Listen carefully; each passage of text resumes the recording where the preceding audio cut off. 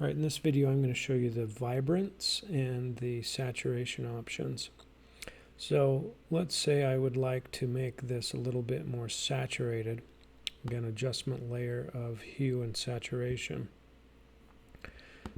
And in the properties box, I'm going to move the layers palette back away over here.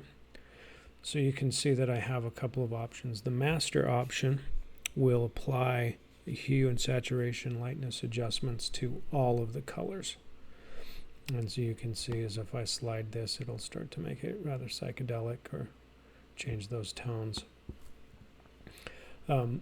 We can also adjust the entire image with saturation. So if I wanted to boost the saturation, make it feel a little brighter and more punchy in terms of color, I can do that.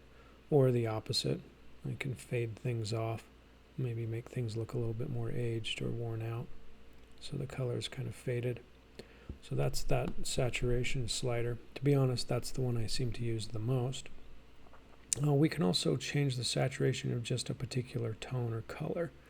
So I can do that by selecting a particular color. So if I wanted to deal with blues or cyans, I could try that, and then notice that it's given me a selection here of isolating those colors. Maybe I want to expand it into the blues.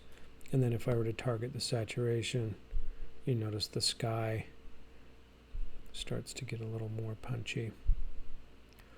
So that's a method that we can use to increase and decrease saturation in a particular color. I could also then alter the color a little bit too if I wanted it to be a little bit more or less depending on the hue. So that's a way of kind of isolating particular colors and how that works. So that's the saturation and hue adjustment.